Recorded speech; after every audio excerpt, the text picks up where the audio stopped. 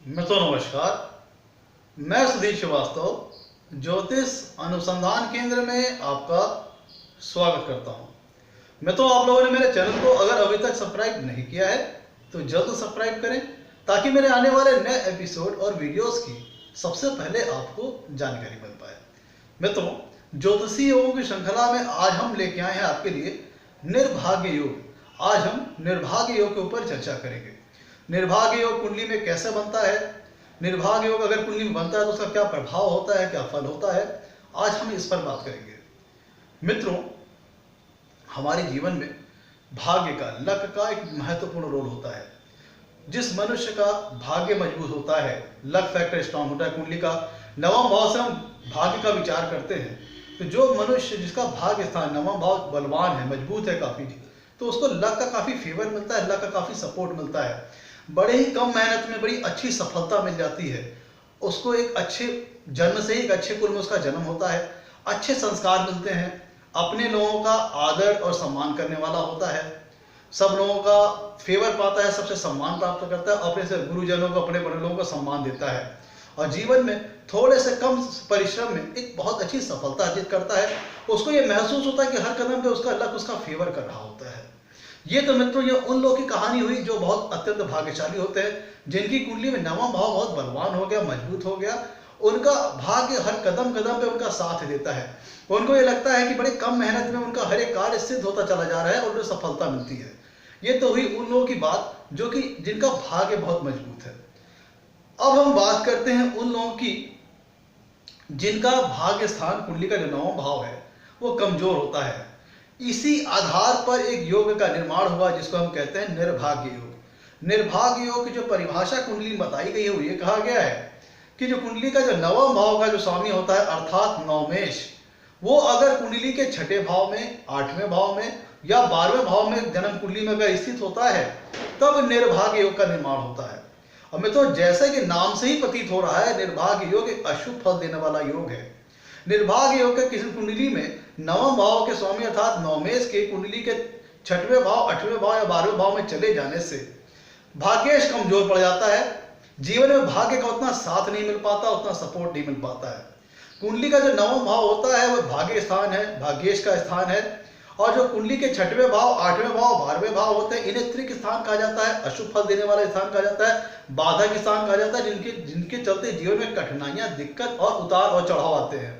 तो अगर एक शुभ भाव का स्वामी जो कि भाग्य को रिप्रेजेंट करता है, भाग्य का प्रतिनिधित्व करता है, अगर उसका स्वामी अर्थात नवमेश कुंडली के अगर छठवें भाव में, आठवें भाव में या 12वें भाव में चला जाए तो इसका मतलब यह होता है कि उसका भाग्य उसका पूर्ण रूप से साथ नहीं देता। हो सकता है उसका एक अच्छा बाय बर्थ एक अच्छा कुल ही ना मिल पाए, एक अच्छा खानदान ना मिल पाए।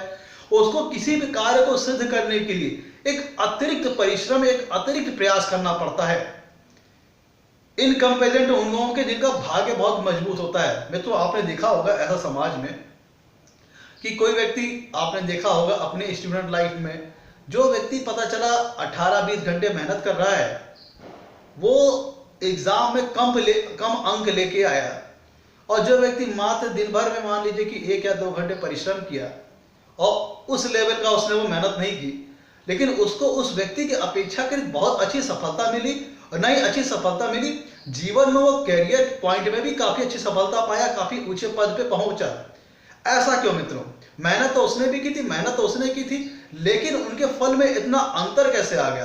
अंतर इसलिए आया कि भले जिसने बहुत ज्यादा मेहनत की थी, जो बहुत एफर्ट डाला था, बहुत प्रयास किया था, लेकिन उसका भाग्य स्थान वीक था, तो उसको अपने परिश्रम के, जो उसने एफर्ट डाला किसी काम में, उसके रिस्पॉन्स में उसको रिटर्न नहीं मिला, वो रिस्पॉन्स नहीं मिला।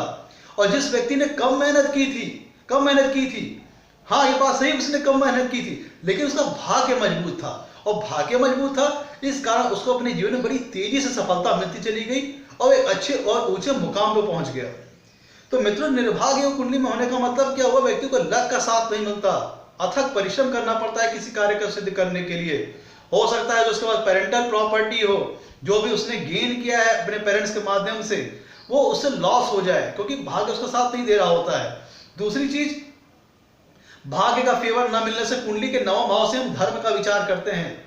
कुंडली के नवम भाव से हम गुरु का विचार करते हैं, ईश्वर का विचार करते हैं, ईश्वरीय कृपा का विचार करते हैं। अब जाहिर सी बात है, अगर कुंडली के नवम भाव का स्वामी अर्थात नवमेश अगर त्रिक भाव में चला गया, छठवें, आठवें, 12वें भाव में, तो भाग्य वीक पड़ गया। और भाग्य वीक पड़ने का मतलब है कि ज्यादा किसी वर्क के लिए एफर्ट लगाना पड़ेगा, ज्यादा सक्सेस लगाना पड़ेगा, और हो सकता है ऐसा व्यक्ति, उसका जो व्यक्ति का जो धर्म के प्रति रुझान होता है, जो धार्मिक पक्ष होता है, वो कमजोर हो सकता है उसका भगवान के प्रति श्रद्धा आस्था कम हो, और कह लीजिए कि अपने गुरुजनों और बड़े जनों का, जो उसके परिवार के कुल के जो बड़े लोग हैं या फिर गुरुजन लोग हैं, उनका वो आदर सत्कार ना करे, क्योंकि नवम भाव मोरलिटी को दर्शाता है, नैतिकता को दर्शाता है, धर्म को दर्शाता है, धार्मिक पक्ष को दर्शाता है। तो अगर वो वीक पड़ गया तो हो सकता है जब तक को धर्म में उतनी आस्था ना हो, उतना मतलब कह लीजिए उसको उतना प्रेम ना हो, धर्म के प्रति ईश्वर से उतना प्रेम ना हो, और वो व्यक्ति अपने हो सकता है गुरुजनों बड़े जनों लोगों का सम्मान भी उतना न करे। लेकिन मित्रों यहाँ पे एक बात आपको मैं बता दूं, ये कलयुग है, अगर हम वर्तमान युग को ध्यान में रख के चलें तो अगर नवम भाव बहुत स्ट्रांग हो गया तो इसका मतलब क्या होगा कि आदमी बहुत इथिकल होगा। जो भी हमारे मर्यादा, जो भी हमारे स्टैंडर्ड रूल्स बनाए गए हैं, जो भी नैतिकता के जो दायरे बनाए गए हैं, हमेशा इंसान उसको फॉलो करेगा। लेकिन अगर नवम भाव अगर कमजोर हो गया तो ऐसा व्यक्ति अपने कार्यों को सिद्ध करने के लिए किसी भी तरह के हथकंडे को इस्तेमाल करने में संकोच नहीं करेगा, ना कोई उसे कोई संकोच होगा। वो अपने काम को बाय हुक और बाय क्रुक करना चाहेगा। लेकिन मित्रों, चूंकि उसका भाग्य उसका कमजोर है, भाग्य उसका साथ नहीं दे रहा होता है, तो उसको अथक परिश्रम करनी पड़ती है।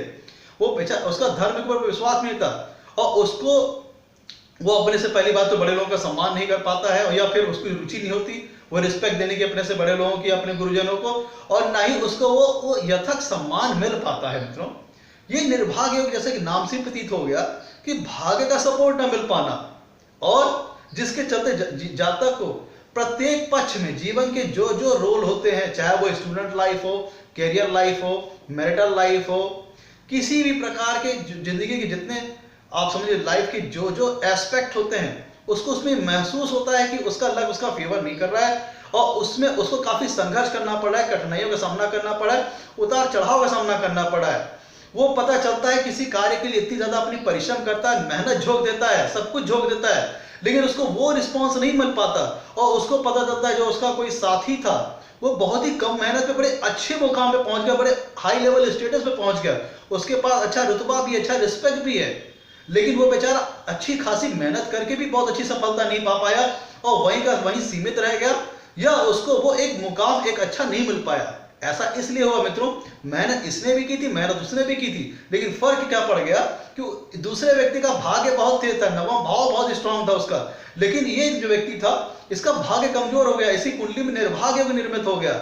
इसकी कुंडली में नवम भाव के स्वामी अर्थात नवमेश कुंडली किया तो छठवें भाव में चले गए, आठवें भाव में चले गए, 12वें भाव में चले गए, और हमको पता होता है कि छठवां, आठवां, 12वां भाव त्रिक स्थान है, वहां पे उसको उतना ज्यादा भाग्य को सपोर्ट नहीं मिल पाएगा, भाग्य स्थान का स्वामी भाग्येश कमजोर पड़ जाएगा। मित्रों, एक उदाहरण के माध्यम से बताता हूं कि कैसे कुंडली में निर्भाग्य योग का निर्माण होगा। मित्रों, ये इस प्रस्तुत उदाहरण सिंह लग्न का है, जिसमें नवम भाव में आ रही मेष राशि, जिसके स्वामी होते हैं मंगल।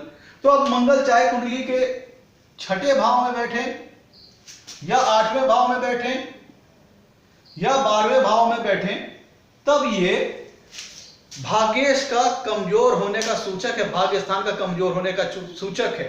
और मित्रों ध्यान दीजिएगा, एक चीज यहां पर थोड़ा सा नोट करने वाली बात है, जो प्रैक्टिकल एस्पेक्ट है, कि नवम भाव का स्वामी अगर 8वें स्थान में 8वें भाव में जाएगा तो ऐसे व्यक्ति की धर्म प्रति रुचि तो कम होती है, लेकिन ऐसे लोगों की किसी गूढ़ विद्या में, किसी जटिल विद्या में, किसी रहस्यमयी चीजों के प्रति, या किसी ऑकल्ट साइंस में भी इनकी रुचि हो सकती है। मित्रों, तो मित्रों ये था कुंडली में निर्भाग्य योग। अगर ये नवम भाव जो कि भाग्य स्थान है, धर्म का स्थान है, ये मजबूत है तो जिंदगी सरल हो जाती है, बहुत कम मेहनत में सारे काम जातक के होने लगते हैं। और अगर ये वीक पड़ गया, निर्भाग्य योग कुंडली में बन गया, तो समझ लीजिए जातक को अपने लिए किसी भी कार्य को सिद्ध करने के लिए काफी परिश्रम करना पड़ जाएगा। मित्रों, तो मित्रों ये था निर्भाग्य योग। आज के लिए इतना ही। आपसे कहना है मेरे वीडियो को लाइक करें, मेरे चैनल को सब्सक्राइब करें। आपके लाइक्स और सब्सक्रिप्शन हमें मोटिवेशन प्रदान करते हैं, ताकि हम आगे चल करके और अच्छे वीडियो बना करके आपके सामने प्रस्तुत कर सके। आज के लिए इतना ही मित्रों, धन्यवाद।